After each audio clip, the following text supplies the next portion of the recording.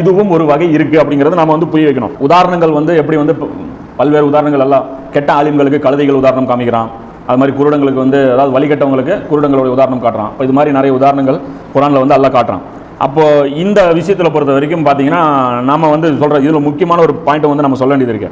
ஏன்னா இந்த பிராணி வந்து இவங்க எங்கே கொண்டு போய் ஃபிட் பண்ணிட்டாங்கன்னா அதிசய பிராணின்னு எல்லா இடத்துலையும் போடுறாங்களா, அதிசய பிராணின்னு போடுறாங்களா இல்லையா, எல்லாமே போடுறாங்க அதிசய பிராணி, அல்லது என்னங்கிறாங்க பேசும் பிராணி, பேசும் பிராணி போடுறாங்க. ஆனால் மெஜாரிட்டி என்ன போடுறாங்க, அதிசய பிராணின்னு தான் போடுறாங்க. இந்த வஹாபிகள் முதற்கொண்டு அதிசயங்கிற வார்த்தை எங்கே இருக்கு ஹதீஸ்ல, குர்ஆன்ல எங்கே இருக்கு அதிசயங்கிற வார்த்தை? இவங்க ஃபிட் பண்ணி போட்டு அதிசய பிராணினா பிராக்கெட்டில் போடணும், அதிசயம் பிராக்கெட்டில் போட்டு இல்லை பிராணின்னு போடணும், அதிசய பிராணி பிராக்கெட் இல்லாமல் போடுறாங்க. அதிசய பிராணின்னு, அதிசயம்னா அரபியில் என்ன வார்த்தை, ஆஜப்னு அர்த்தம்.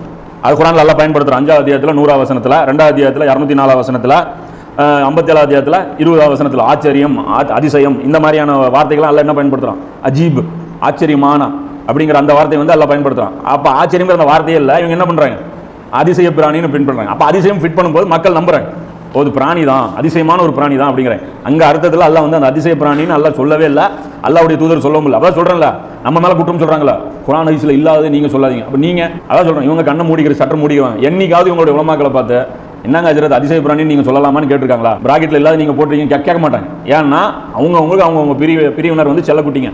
அப்ப அந்த தலைவர்கள் வந்து எதை சொன்னாலும் அதை வந்து ஒத்துக்குவாங்க, அவங்க சொல்றதை நியாயப்படுத்தி பேசுவாங்க.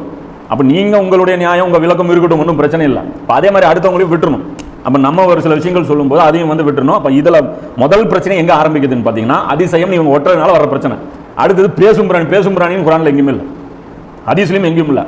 அப்ப அந்த பிராணி பேசுதுன்னு குர்ஆன்ல சொல்றாங்க, அது பிராணி குர்ஆன்ல பேசல, நம்முடைய வசனங்களை வச்சு நம்பாது குறித்து அது பேசும் அப்படின்னு சொல்லி வருது இல்லையா, அது பின்னாடி பாத்தீங்கன்னா அது பிராணி பேசுற மாதிரி இல்ல, அது என்ன விளக்கங்கிறது இன்ஷால்லா அந்த இடத்துக்கு போகும்போது சொல்றோம். அப்ப இந்த தாபத்துல் அர்ஸுன்னு தான் குர்ஆன்ல இருக்கு, தாபத்துன் அர்ஸ், தாபத் மினல் அர்ஸ் இப்படி இருக்கு. அப்ப தாபத்துனா என்ன, தாபான்னா அந்த பிராணி அப்படிங்கிறது மீனிங், தாபத் அப்படிங்கிறது அந்த பிராணியுடைய மீனிங். அப்ப இந்த பிராணிக்கு அத மீனிங் என்னன்னா தாபத்துல் அர்ஸ் அப்படின்னு என்னன்னா பூமியின் பிராணி, பூமி பிராணி, பூமியின் பிராணி அப்படின்னு. அப்ப பூமியின் பிராணின்னு எடுத்தீங்கன்னா எல்லாமே பூமியின் பிராணி தான். இது ஆடு வந்து எங்க இருந்து வந்த பிராணி, வானத்திலிருந்து வந்த பிராணியா, அதுவும் பூமியின் பிராணி தான். கோழியும் பூமியின் பிராணி தான். அப்போ பிரச்சனை வரும்போது இவங்க என்ன பண்றாங்க, அதிசய பிராணின்னு ஃபிட் பண்ணி விட்டுறாங்க. இப்போ மேட்ரு முடிஞ்சதில்லை, கேட்க மாட்டான், ஏங்க ஹஜ்ரத் பூமியின் பிராணிங்கிறீங்க, எல்லா பிராணியும் பூமியில இருந்தா வந்திருக்கு, இதை மட்டும் நீங்க பூமியின் பிராணின்னு சொன்னீங்க அப்படின்னா என்ன ஆயிரும் பிரச்சனை, அது அதிசயமான பிராணியோட கேம் ஓவர். அதுக்கு மேல நோட்டி கேட்க மாட்டான், அது எப்படி அதிசயம் கேட்க மாட்டான்ல, கேட்டா உனக்கும் தெரியாது எனக்கும் தெரியாது அப்படின்னு சொல்லிட்டு நம்ம போயிடுவோம். அப்போ இந்த விஷயத்துல பொறுத்த வரைக்கும் தாபத் அப்படின்னு பாத்தீங்க அப்படின்னா இது அப்படி கிடையாது. அது தாபத்துல் அர்ஸ் அப்படின்னா தாபத்துக்கு என்ன மீனிங்னு பாத்தீங்கன்னா மெதுவா அந்த ஊர்ந்து போற பிராணி இருக்குல்ல, அதாவது அவருடைய நேரடி அகராதி மீனிங் ஊர்ந்து போறது, ஊர்ந்து அது மெதுவா அப்படி ஸ்லோவா போகுது இல்ல, அதுதான் தாபத்துங்கிற மீனிங். அப்ப அந்த போதை வந்து மெதுவா ஏறுது இல்ல, சாராயம் குடிச்சோம்னா போதை வந்து படிப்படியா ஏறும்ல, அந்த படிப்படியாக அந்த போதை ஏறக்கூடிய அந்த வேர்டிங்கும் அரபி லுகத்துல தாபத்துங்கிற அந்த மீனிங் தான் பயன்படுத்துறாங்க. அது அரபி டிக்ஷனரியில வந்து அந்த போதைக்கு கூட அந்த வார்த்தையை வந்து பயன்படுத்துறாங்க, ஏன்னா அது மெதுவா இன்க்ரீஸ் ஆகும் அப்படிங்கிறதுனால. அப்ப மெதுவா போற ஒரு பிராணிக்கு பேர் தான் தாபா அப்படிங்கிறது. அப்ப குர்ஆன்ல வந்து தாபத்துங்கிறது பல வகையில எல்லாம் பயன்படுத்தியிருக்கோம், சும்மா கிடையாது. உதாரணத்துக்கு அல்லாஹ் பாத்தீங்கன்னா 24ஆம் அத்தியாயத்துல 45ஆவது வசனத்துல அல்லாஹ் சொல்றான், வயிற்றில் நடந்து செல்பவை, 2 கால்களால் நடந்து செல்பவை, 4 கால்களால் நடந்து செல்பவை. இது எல்லாத்தையுமே 24ஆவது அத்தியாயத்துல 45ல அல்லாஹ் என்ன சொல்றான், தாபத்துங்கிறான், தாபத்துல் அர்துங்கிறான். இது அடுத்து 11ஆவது அத்தியாயத்துல 6ஆவது வசனத்துல அல்லாஹ் சொல்றான், உணவளிக்க அல்லாஹ் பொறுப்பேற்றுக் கொள்ளாத யாதொரு தாபத்தும் பூமியில் இல்லைங்கிறான். அப்ப உணவுக்கு யாரெல்லாம் நான் பொறுப்பெடுக்காத தாபத்து பூமியில் இல்லைங்கிற. இப்ப இதுல யார் வந்துட்டா தாபத்துல, மனுஷனும் வந்துட்டோம், நமக்கு அல்லாஹ் தான பொறுப்பு. அப்ப அந்த இடத்துல மொழிபெயர்ப்பு என்ன பண்ணிருக்காங்க, அதிசய பிராணி போடல, உயிரினம்னு மொழிபெயர்த்துறாங்க. கரெக்ட். அப்ப நான் சொல்றேன், நான் ஒரு மீனிங் மாற்று பொருள் கொடுக்குறேன்னா நீ ஏன் கொடுக்குறேன்னு கேட்க கூடாது, ஏன்னா அது மாதிரி குர்ஆன்ல ஆல்ரெடி பல இடங்களில் கொடுக்கப்பட்டிருக்கு தாபத்துக்கு பிராணிக்கு. அடுத்தது பாத்தீங்கன்னா 8ஆவது அத்தியாயத்துல 22ஆவது வசனத்துல நிச்சயமாக அல்லாஹ்விடத்தில் தவ்வாப்களில் அதாவது பிராணிகளில் கால்நடைகளில் மிக கேவலமானவை எது என்றால் சத்தியத்தை அறிந்து கொள்ள முடியாத செவிடர்களும் ஊமையர்களும். இப்ப இந்த இடத்துல யாரு தாபா, வழிகட்ட மனிதர்கள். அப்ப காபிர்கள் இப்ப இந்த இடத்துல யாரு, தாபா. இந்த இடத்துல பிராணிகள் வந்துட்டாங்க. அதே மாதிரி அல்லாஹ் சொல்றான் 34ஆவது அத்தியாயத்துல 45ஆவது வசனத்துல மனிதர்கள் செய்யும் பாவத்திற்காக அவர்களை உடனுக்குடன் அல்லாஹ் தண்டிப்பவனாக இருந்தால் பூமியில் எந்த ஒரு தாபாவும் விட்டு வைக்க மாட்டான், எந்த ஒரு தாபத்தையும் அல்லாஹ் என்ன பண்ண மாட்டான், விட்டு வைக்க மாட்டான். அப்ப இந்த இடத்துல தாபத்து எது, பாவம் செய்யக்கூடிய பாவிகள். அப்படிதா பூச்சிக்கும் எல்லாம் பயன்படுத்தலாம். அதே வந்து இந்த சுலைமான் அந்த கைத்தடி வந்து வரும்ல, இந்த ஜின்கள் வந்து அது தனி விஷயம் வைங்க. இந்த கைத்தடி ஒன்று இருக்கும், அந்த கைத்தடி வந்து அந்த ஒரு தாபத்துல் அர்து வந்து அரிச்சது அப்படின்னு இருக்கும், அதுக்கும் அதே வார்த்தை தான் பயன்படுத்திருக்கும். தாபத்துல் அர்து வந்து சாப்பிட்டுச்சு, அந்த இடத்துல பேர் என்னது, கரையான் அதிசய பிராணியா? புரியுதா இல்லையா? அப்போ பல்வேறு மீனிங்ல அதை பயன்படுத்தப்பட்டிருக்கு. அப்போ இந்த இடத்துல என்னங்கிறத நம்ம வந்து பொருத்தி பார்க்கணும். அப்ப இது மாதிரியான விளக்கங்கள். அப்ப நாம என்ன சொல்றோம் அப்படின்னு பாத்தீங்கன்னா, அந்த தாபத்து அப்படிங்கிற பொறுத்த வரைக்கும் அதோடைய தொடரா பார்க்கணும். அந்த தொடரா பார்க்கும்போது அது என்ன மீனிங்கிறது அது வந்து அழகா புரியும். அந்த வசனம் இருக்குல்ல, அந்த 27:82 மட்டும் இவங்க பார்க்கறாங்க. 27:82 மட்டும் பார்த்துட்டு அதுல இருந்து ரிசல்ட் எடுக்க முயற்சி பண்ணும்போது தான் என்ன ஆகுது, ஒன்றும் புரிய மாட்டேங்குது. அப்ப 27:80 81 82 இந்த 3 வசனமும் ஒரே சப்ஜெக்ட் பேசுது. அந்த ஒரே விஷயத்தை பேசும்போது கம்ப்ளீட் பண்ணும்போது தாபத்துல் அர்து என்னவா இருக்குங்கிறது நம்ம புரிஞ்சுக்க முடியும். இத்தனைக்கு பாருங்க, எப்பயுமே குர்ஆன்ல ஒரு லிங்க் இருக்கும். என்னன்னு பாத்தீங்கன்னா, அல்லாஹ் ஒரு விஷயம் பேசிட்டே இருப்பான், நடுவில் கேப் விட்டுருவான், மறுபடியும் கண்டினியூ பண்ணுவான். கண்டினியூ பண்ணும்போது அந்த நடுவில் கேப் இருக்கும் பாரு, அதுக்கு முன்னாடி என்ன பேசுறானோ அங்க இருந்து லிங்க் இருக்கும். இந்த ஒரு விஷயத்தை சம்பவத்தை எல்லாம் பேசிட்டே இருவான். அப்ப அந்த பேசிட்டு இருக்கிற சம்பவத்தை விட்டுட்டு மறுபடியும் அதே விஷயத்தை பேசுறானா அதோட ரிலேட் பண்ணியே இருக்கும். அப்ப இது பனி இஸ்ராயல்களை பத்தி அந்த இடத்துல பேசிட்டு இருப்போம். 27வது அத்தியாயத்துல இந்த 80ன்னா ஒரு 70 75 பாத்தீங்கன்னா பனி இஸ்ராயல்களை பத்தி ஒரு சில விஷயங்கள் எல்லாம் பேசிட்டே வருவான். மறுபடியும் ஒரு நடுவில் சில உபதேசங்கள் பண்ணிட்டு மறுபடியும் சப்ஜெக்ட் ஆரம்பிப்பான். ஆரம்பிக்கும் போது அல்லாஹ் எப்படி சொல்றான்னு பாத்தீங்கன்னா, ஒரு கோபமா எல்லாம் பேசுறான். இந்த பேசுற அந்த வசனத்துடைய அந்த வீரியம் பார்க்கும் போதே தெரியுது, ஒரு கோபமா எல்லாம் பேசுவான். நிச்சயமாக நீர் இறந்தவர்களை செவியேற்கும்படி செய்ய முடியாது அல்லாஹ் சொல்றான். நீ செத்து போனவங்ககிட்ட நீ பேசிட்டு இருக்கிறது வேஸ்ட் அப்படிங்கிறான். அது செத்து போனது யாரு? நபி ஸல்லல்லாஹு அலைஹி வஸல்லம் போய் ஜன்னத்துல் பகீல பேசிட்டு இருந்தாங்களா? கபர்ல இருந்தவங்ககிட்ட பேசல. என்ன சொல்றாங்க, நீங்க தாவா செஞ்சுட்டு இருக்கிற ஒரு கூட்டம், அது போனோம், அது மனசு செத்து போச்சு, அதுதான் சொல்றாங்க. இதை எடுத்துட்டு போய் தர்காவுக்கு ஃபிட் பண்ணிடுவாங்க. நபியே நீர் இறந்தவர்களை மரணிக்க, அதாவது செவியேற்க செய்ய முடியாது, இந்த வசனம் தான் அது தர்காவுக்கு அதை எடுத்துட்டு போய் அந்த வசனத்தை எடுத்து ஃபிட் பண்ணிட்டு அதுல சர்ச்சை எல்லாம் பண்ணிட்டு இருப்பாங்க. ஆனா இந்த இடத்துல வந்து அல்லாஹ் என்ன சொல்றான் அப்படின்னா, நீர் இறந்தவர்களை செவியேற்கும்படி செய்ய முடியாது. நம்ம நினைப்போம்ல, நொரண்டுக்குன்னு ஒருத்தன் நின்றுட்டான், அவனை புரிய வச்சிட முடியுமா நம்மளால? அதுதான் அல்லாஹ் சொல்றான். அவன் அகராதி பேசுறனே இருக்கான், அவங்க கிட்ட போய் நீ பேசிட்டு இருக்கிற, அவன் மனசு செத்து போய் கிடக்குது நல்லா சொல்லிட்டு சொல்றான். அவ்வாறே முதுகு காட்டி திரும்பி செல்லும் செவிடர்களிடமும் உமது அழைப்பை கேட்க செய்ய முடியாது. ஒருத்தன் உன் பேச்சு கேட்கறதுக்கே ரெடி இல்லை, அவங்ககிட்ட போய் நீ என்ன போய் தாவா செய்யற? அல்லாஹ் சொல்றான், உன் பேச்சு கேட்கறதுக்கே அவன் தயார் இல்லை, உனக்கு முதுகு காட்டி ஓடுறதுலே இருக்கான். வந்தாலே உங்ககிட்ட இந்த விஷயம் பேச மாட்டேங்கிறான், நான் பேச தயாரா இல்லைங்கிறான். அவங்ககிட்ட போய் நீ கூப்பிட்டு இழுத்து வச்சு உட்கார வச்சு நீ பேச வச்சிருவியா? அவன் காதுல நீ விஷயத்தை போட்டுருவியா? அல்லாஹ் கேட்கறான். செத்து போனவன் காதுலயும் இந்த மாதிரி செவடன் காதுலயும் நீ போட்டுருவியா? போட்டுட்டு அல்லாஹ் சொல்றான், மேலும் குருடர்களையும் வழிகட்டில் இருந்து மீட்டு நேர்வழி செலுத்தவும் முன்னால் முடியாது. இந்த குருட்டு பசங்களுக்கு நீ வழி காமிச்சிட முடியுமா? அப்ப எதை கோமா பேசிட்டு வரான்னு தெரியுதா? சீக்வன்ஸா பேசிட்டு அல்லாஹ் சொல்றான், எவர்கள் நம்முடைய வசனங்கள் மீது நம்பிக்கை கொள்கிறார்களோ மேலும் கீழ்ப்படிய தயாராக உள்ளார்களோ அவர்களையே உம்மால் செவியேற்க செய்ய முடியும். யார் அல்லாஹ்வுடைய பேச்சு கேட்கறதுக்கு தயாரா இருக்காங்களோ அவங்க கிட்ட பேசு, அவங்களுக்கு உபதேசம் பண்ணு. அங்க போய் பேசினா 4 ஃபாய்தா. அது விட்டுட்டு சண்டைக்கும் சர்ச்சரவுக்கும் வம்பு சண்டைக்கும் இழுத்துக்கிட்டு விவாதம் பண்ணிட்டே இருக்காங்க. அவங்க கிட்ட போய் நீ தாவா செஞ்சீங்கன்னா அவங்க வேஸ்ட் சொல்லிட்டு சொல்றான், அவங்கள விட்டுரு அல்லாஹ் சொல்றான். இவர் மேலும் அவர்கள் மீது நம்முடைய வாக்கு நெருங்கும் போது இவங்களுக்கு அடி கொடுக்கணும்னு நான் நினைப்பேன்ல, அப்ப விட்டு அவர்களுக்காக ஒரு பிராணியை பூமியிலிருந்து நாம் வெளியாக்குவோம், அது அவர்களோட பேசுவோம். நீ பேசுறதெல்லாம் அவங்களுக்கு காதுல கேட்காது, அது பேச வேண்டிய மெத்தடில் அது பேசுவோம், அப்போ அவங்களுக்கு புரியும் அல்லாஹ் சொல்றான். சொல்லிட்டு அடுத்து சொல்றான், நிச்சயமாக மனிதர்களோ நமது வசனங்கள் மீது உறுதியாக நம்பிக்கை கொள்வதில்லை. இது யார் பேசுறா? நிச்சயமாக மனிதர்கள் என் வசனங்கள் மேல நம்பிக்கை கொள்றதில்லை அப்படின்னு சொல்லி பேசும்போது இது யார் பேசுறா? அல்லாஹ் பேசுறா. நமது வசனம்னா யாருது வசனம்? அல்லாஹ்வுடைய வசனம். இப்ப இந்த இடத்துல என்ன பண்றாங்க, அந்த பிராணி பேசுற மாதிரி காட்டுறாங்க. அந்த வார்த்தையை என்ன சொல்லுது? ஏன் ஆயத்துங்குது. ஏன் ஆயத்துன்னு அந்த பிராணியுடைய வசனமா? அதுதான் மௌலானா மோதி அந்த இடத்துல குறிப்பிடுறது. அவருக்கு புரியல அந்த இடத்துல அவர் டிரான்ஸ்லேஷன் பண்ணும்போது அவருக்கு புரியல. அவர் சொல்றாரு, குர்ஆன் அரபில இந்த வார்த்தை எப்படி இருக்குதுன்னா நமது வசனங்களை அப்படின்னு இருக்கு. இது பார்த்தா அல்லாஹ் பேசுற மாதிரி தெரியுது, ஆனா இந்த பிராணி பேசும்னு தான் எல்லாரும் சொல்றாங்க. ஒருவேளை பிராணி பேசுறது அல்லாஹ் தன் சார்பா பேசுறதுனால அப்படி சொல்றானோன்னு நான் நினைக்கிறேன் அப்படிங்கிறார். அவர் அந்த இடத்துல புரியல, அவர் அதோடைய அதை சொல்றாரு. ஆனா நேரடியா டிரான்ஸ்லேஷன் பண்ண இப்படிதான் பண்ணணும், அதுதான் முறைங்கிறார். அது பிராணி பேசுனது இல்ல. அதனாலதான் என்ன சொல்றாங்க, பேசும் பிராணிங்கிறது தவறான விளக்கம். ஏன்னா அந்த இடத்துல அல்லாஹ் தான் பேசுறானே தவிர பிராணி பேசல. என் ஆயத்தை ஏன்டா பார்க்க மாட்டேங்கிறீங்க, சொன்னா நீங்க கேட்க மாட்டீங்களா, என் அத்தாட்சிகள் நீங்க பார்க்க மாட்டீங்களான்னு அல்லாஹ் தான் பேசுறான்.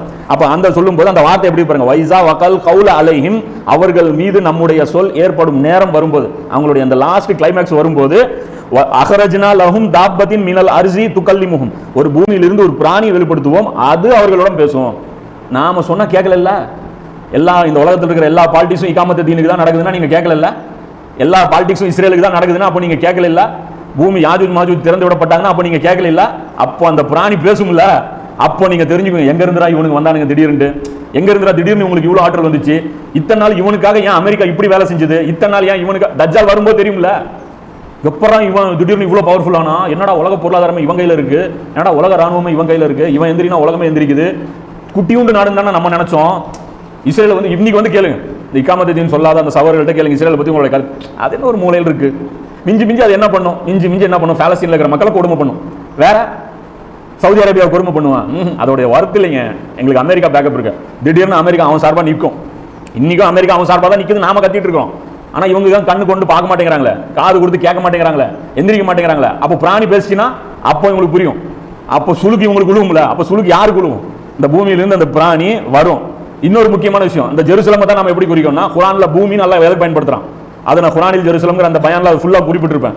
டபுள் மீனிங் வார்த்தை முத்தசாபிஹாத். பூமியிலிருந்து வெளிப்படுத்துவோம்னா ஜெருசலத்திலிருந்து வெளிப்படுத்துவோம் அர்த்தம். அப்ப ஜெருசலத்திலிருந்து கொடூரமான ஒரு ஆட்சி வெளிப்படுத்தும். அந்த ஆட்சி என்ன பண்ணும்னா அரபுகளை கொன்றுழைக்கும். அந்த ஆட்சி அரபுகளை கொன்று குவிக்கும். அப்போ புரியும். இப்போ வரைக்கும் புரியாத அந்த குர்ஆன் வசனங்கள் எல்லாமே அப்போ புரியும்.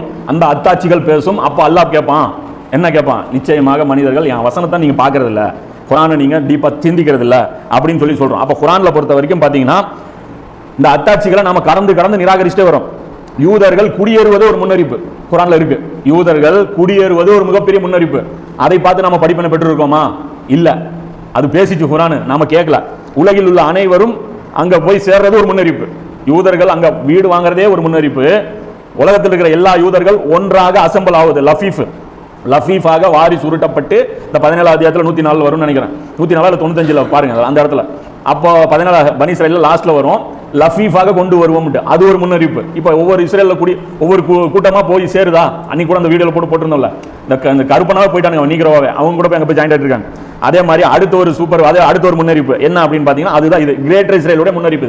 எது? பூமியுடைய பிராணிங்கிறது இஸ்ரேல் கிரேட்டர் இஸ்ரேலாக மாறும், மிக கொடுமையான ஒரு சர்வாதிகார ஆட்சியாக மாறும். இதுதான் அந்த 3வது முன்னறிப்பு. இஸ்ரேலுடைய 3 முன்னறிப்பையும் நாம என்ன பண்றோம்? நிராகரிச்சிரோம். அடுத்தது அல்லாஹ் சொல்றான், மீண்டும் அது அநியாயம் செய்யும். அந்த அரசாங்கம் எப்படி நடந்துக்கும்? மிகவும் அநியாயமாக நடந்து கொள்ளும். அதுவும் குர்ஆன்ல இருக்கு. பனி இஸ்ராயீல்ல அது 17 அத்தியாயத்துல இருக்கு. யூதர்களுக்கும் முஸ்லிம்களுக்கும் ஒரு போர் வரும். இதுவும் ஒரு முன்னறிப்பு இருக்கு இல்லையா?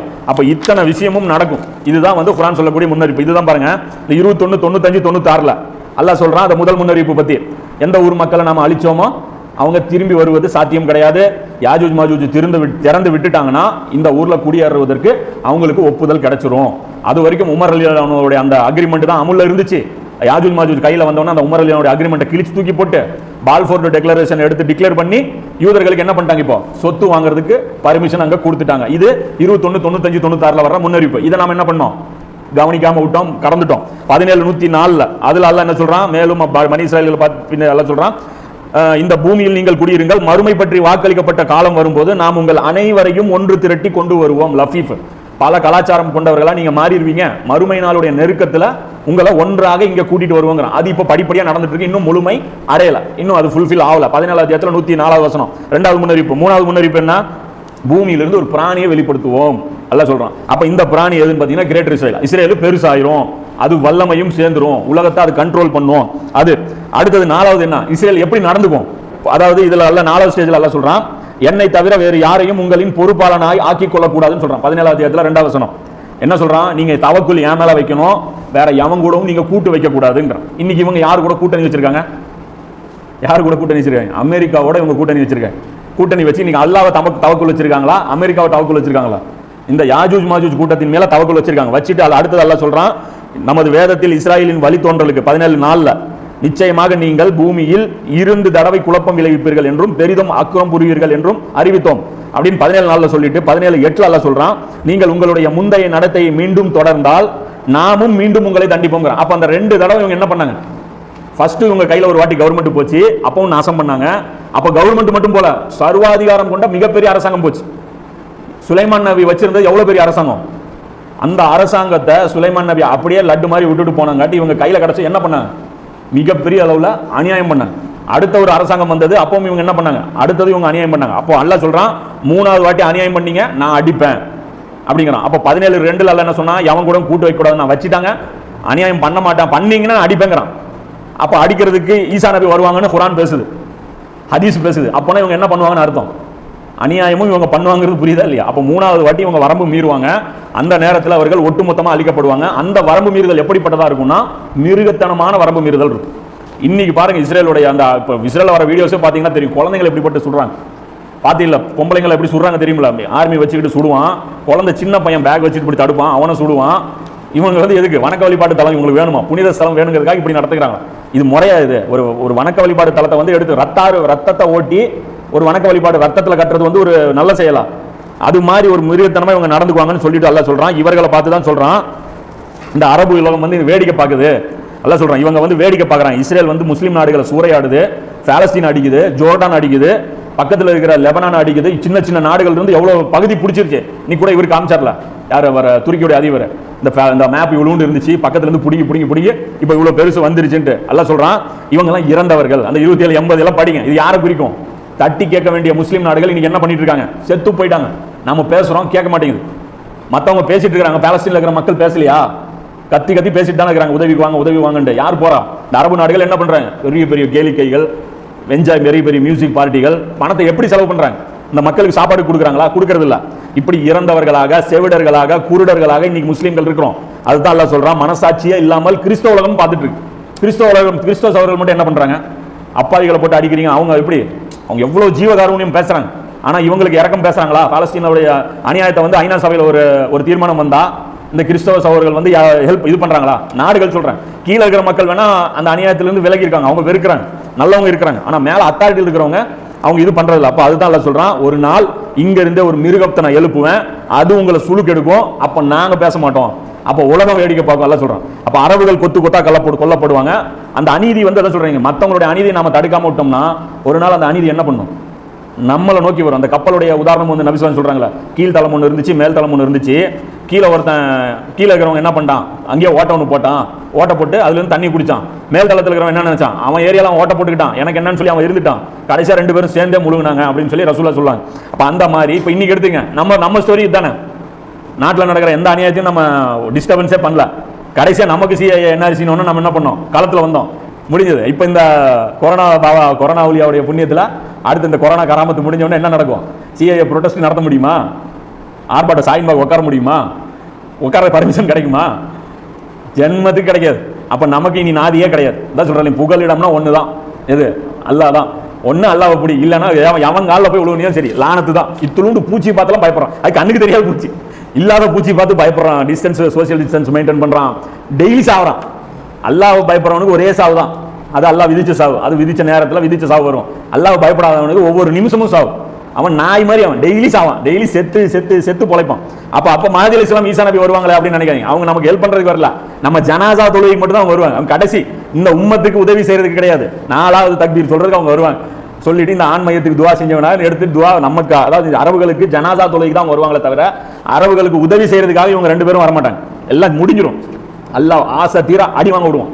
1/3 கொள்ளை நோலை அழியும், 1/3 வந்து இந்த போர்கள் அழியும். எல்லாம் அணுகி கூனி குறுகி அவங்களுடைய கொழுப்பெல்லாம் அடங்கி அந்த பணத்திமுறையெல்லாம் போய் மறுபடியும் அந்த காபாவுடைய பழைய ஞாபகம்லாம் வந்து, ஆஹா இது இப்ராஹிமுடைய இறைவனுடைய வீடாச்சு அப்படின்னு சொல்லி அந்த நினைப்பு வந்து அப்போ தேடும். ஒரு லீடர்ஷிப் வேணும்ட்டு அப்போ எல்லாம் அனுப்புவான். இதுதான் அந்த முன்னறிப்பு வந்து அல்லாஹ் வந்து இந்த இடத்துல சொல்றான். இப்போ இதில் கிரேட்டர் இஸ்ரேலை பற்றி கொஞ்சம் விரிவாக பார்க்கணும்.